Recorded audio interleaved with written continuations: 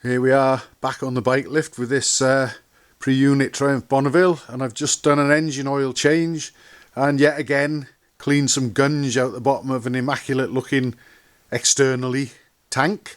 So it's got a cleaned out oil tank. I've had the strainer off the bottom of the crankcase and there was nothing alarming in there.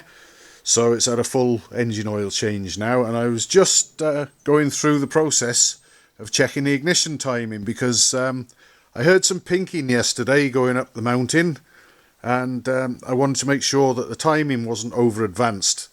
And I've looked it up, and the fully advanced ignition timing on these machines should be 39 degrees before top dead centre, or 7/16 of an inch, or within an absolute whisker 11 millimeters before top dead centre, fully advanced. So I've already ascertained that the pistons are at 11 millimeters before top dead centre. We're on the compression stroke for this cylinder, and I've got the cover off the points at the end of the magneto there. And this machine obviously has got an auto advance unit, so it self advances. So when you take the cap off, if you've got the piston in the fully advanced position, the points mechanism won't be, unless you do this. I've got a little spanner on it, and you don't need any force. You just sort of open up, move to the fully advanced position of the auto advance, and look at the points while you're doing it. And basically what I aim for, I like to see the points literally just break open by a gnat's, just as you reach full advance there. I'm trying in my own, I'm making a shadow. But what I found is, where I suspected the ignition timing might be over advanced, for this cylinder, the left hand cylinder, fully advanced, the points are breaking open at 9 or just past 9 millimeters before top dead centre, while on the other side, the right hand side, obviously the pistons rise and fall together, but I actually turn the engine so that the corresponding points cam will be opening the points for the other cylinder. There's all sorts of tales of splitting the difference, as they call it, on magnetos that you can do. So I checked the other side anyway, because you can't just assume that if the timing is right for one, it's right for the other. In this case, we're a bit retarded off the 11 millimeters before top dead centre, but the points are opening by 9.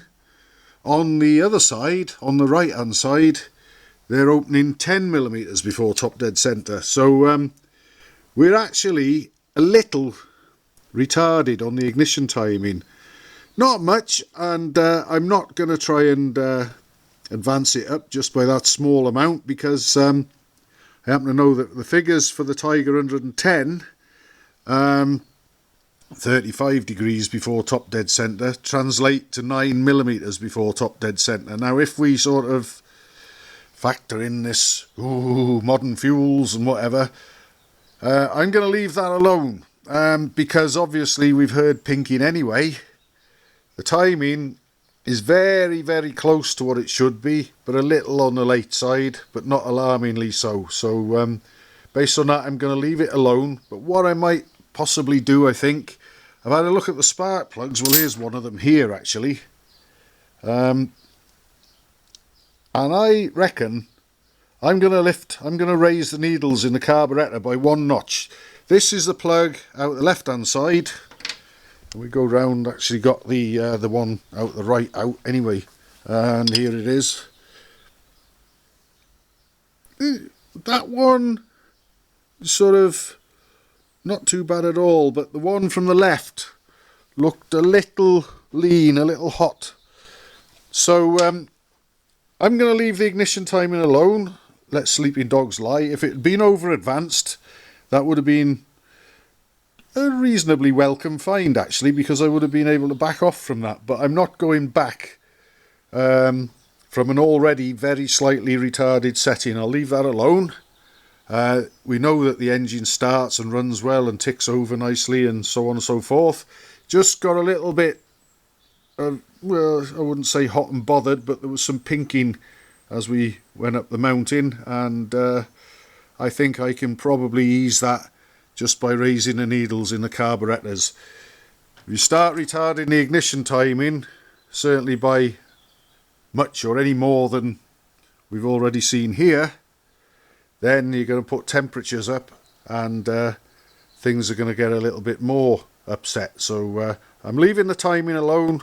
I'm going to raise the needles in the carburetors, and then I need to find out why the lights went out while I was riding yesterday, because I came back, even the brake light wasn't working. But that's another story.